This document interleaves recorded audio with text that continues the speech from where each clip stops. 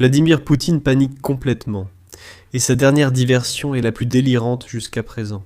Exactement 4 ans après le début d'une guerre censée durer 3 jours, l'Ukraine vient de lancer un missile de frappe en profondeur dévastateur, qui a complètement anéanti l'usine d'armement la plus stratégique de la Russie. Terrifié à l'idée que les Russes découvrent la vérité, le Kremlin tente maintenant désespérément de faire croire que le Royaume-Uni et la France fournissent une arme nucléaire à l'Ukraine. Ce mensonge ahurissant, combiné à sa nouvelle tentative d'interdire Telegram, prouve que le régime est en chute libre totale. Commençons par la nouvelle affirmation de Poutine. Il veut que la Russie croie que l'Ukraine se prépare à utiliser des armes nucléaires, et il présente cela comme une menace imminente. Écoutez simplement sa déclaration. Au fait, je ne suis pas... Au fait, l'ennemi ne recule devant aucun autre moyen.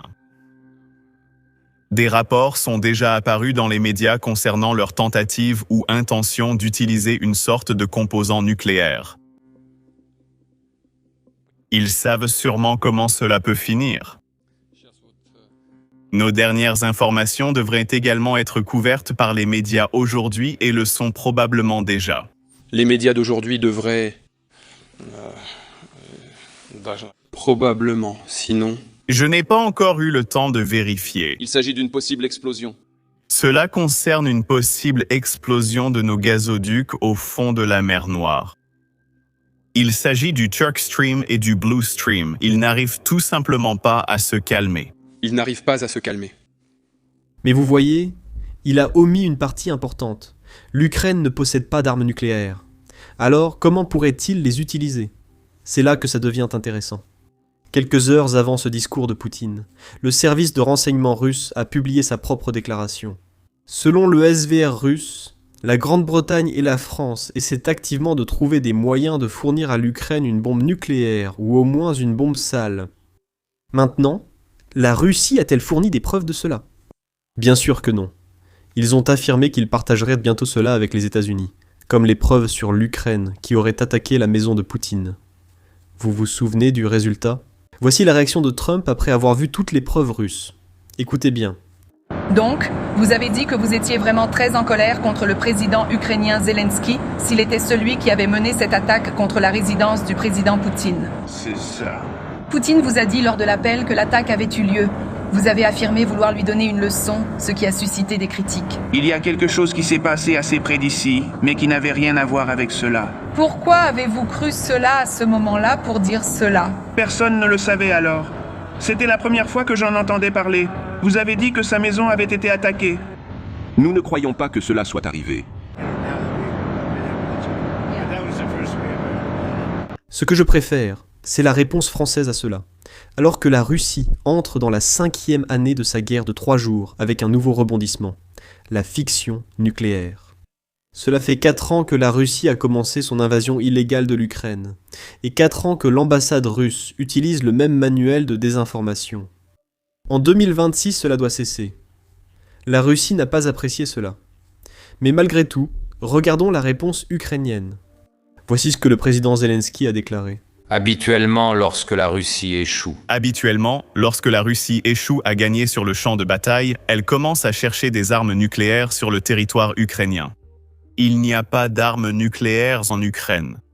Malheureusement, vous connaissez toutes les circonstances entourant le moment où l'Ukraine possédait ces armes et celui où elle les a perdues. Grâce à quoi? Et grâce à qui cela s'est produit?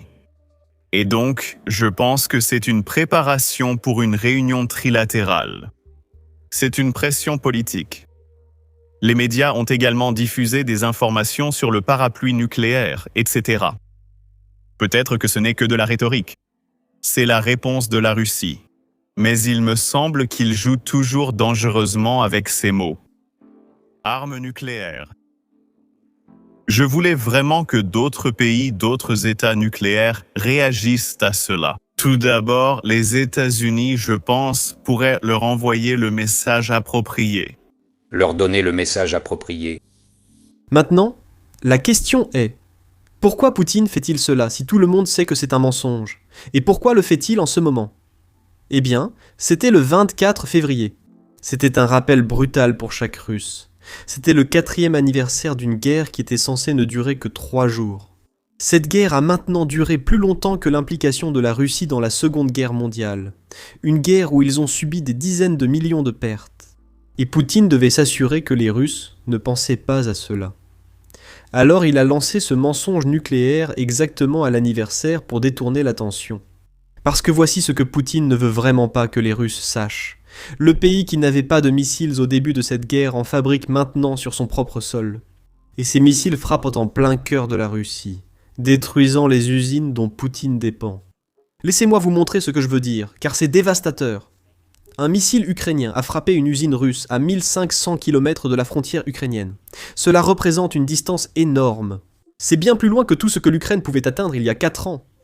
Sur votre écran, vous pouvez voir les images satellites de cette usine, avant et après. Vous pouvez voir un trou dans le bâtiment d'environ 30 par 24 mètres. C'est à peu près la longueur d'un terrain de basket, en fait un peu plus long, mais avec la même largeur. Selon les experts, cette seule frappe a été si dévastatrice que la Russie ne pourra pas produire de missiles Iskander pendant près de 6 mois. Une seule frappe et 6 mois de production perdue. Rappelez-vous, l'Ukraine ne disposait pas de cette capacité lorsque cette guerre a commencé. Et maintenant, elle espère mener des frappes comme celle-ci chaque semaine. Pire encore pour Poutine, ce n'est pas la seule chose qui a changé. À l'anniversaire du début de la guerre, le président Zelensky a publié un documentaire montrant comment cette guerre a transformé l'Ukraine d'une manière qu'elle n'aurait jamais souhaité. L'Ukraine ne souhaitait ni fabriquer des missiles ni frapper les raffineries russes, mais elle n'avait pas le choix. Quand ils ont frappé la première raffinerie russe, c'était un événement majeur. Aujourd'hui, c'est devenu une tradition, selon le président Zelensky. Ils ont acquis des capacités inexistantes il y a 4 ans. Voici un extrait du documentaire. Mais d'abord, prenez une seconde pour cliquer sur s'abonner ci-dessous. Cela nous aide beaucoup avec l'algorithme, surtout contre les bots russes, qui mettent souvent des votes négatifs sur nos vidéos. Pas de colère. Il ne s'agit pas de malveillance, c'est simplement le bruit de la justice pour les Ukrainiens. Cela ressemble à Stugna, Vilka, Neptune et au rugissement avec lequel le croiseur Moskva a coulé. À l'époque, c'était un grand moment. Cela est devenu une tradition, et peu de choses remontent autant le moral des Ukrainiens que les images d'installations militaires et de raffineries ennemies en feu. Quand c'est arrivé, Lors de la première fois, c'était un événement majeur. Aujourd'hui, c'est presque quotidien, et ce qui semblait autrefois impensable est maintenant devenu la norme. c'est normal. C'est exactement ce que Poutine ne veut pas que les Russes comprennent. Le pays qu'il a envahi est devenu plus fort, pas plus faible. Et cela nous amène à l'autre manœuvre de Poutine. Parce que distraire les gens ne suffit pas. Il doit aussi s'assurer qu'ils ne puissent pas accéder à la vérité. La Russie a maintenant inculpé Pavel Durov, le fondateur de Telegram, pour complicité de terrorisme. Comment a-t-il commis ce terrorisme ? En créant une application pour échanger des messages. Je ne dis absolument pas que Telegram est parfait. Je suis presque sûr que l'application a déjà coopéré avec le gouvernement russe par le passé. Le problème pour Poutine, c'est que les Russes peuvent utiliser cet outil pour obtenir des infos qu'ils ne contrôlent pas. Alors il a inventé une excuse pour attaquer le fondateur. Voici ce qu'a déclaré Durov après son inculpation. La Russie a lancé une procédure pénale contre moi pour complicité de terrorisme. Chaque jour, les autorités inventent de nouveaux prétextes pour restreindre l'accès des Russes à Telegram, cherchant ainsi à supprimer leur droit à la vie privée et à la liberté d'expression. Un triste spectacle d'un État qui a peur de son propre peuple. C'est une excellente façon de résumer la situation. Un État qui a peur de son propre peuple. Et voici exactement ce qui montre à quel point la situation s'est détériorée en Russie. Même les journaux russes contestent cette nouvelle. Écoutez bien. Même ici, les journaux publient des critiques sur la pression exercée sur Telegram, y compris par les partisans de la guerre. Moskovski Komsomolets, l'argent important d'un certain groupe de personnes qui circule grâce à l'introduction de la messagerie nationale, l'emporte sur tous les arguments en faveur de Telegram. Et alors que Telegram aide à assurer les communications sur le front et en zone frontalière. Et alors que Telegram est devenu la ressource la plus puissante pour la propagande patriotique à travers laquelle les idées du monde russe sont transmises à l'Ukraine et à l'Occident. Ou que l'État, sans parler des fonds privés, y a investi pour créer et maintenir des canaux de communication pour les députés, les fonctionnaires, les gouverneurs, les ministères et même le Kremlin avec le peuple. Quand vos propres journaux commencent à dénoncer vos mensonges, vous avez perdu le contrôle du récit. C'est exactement ce qui se passe en Russie.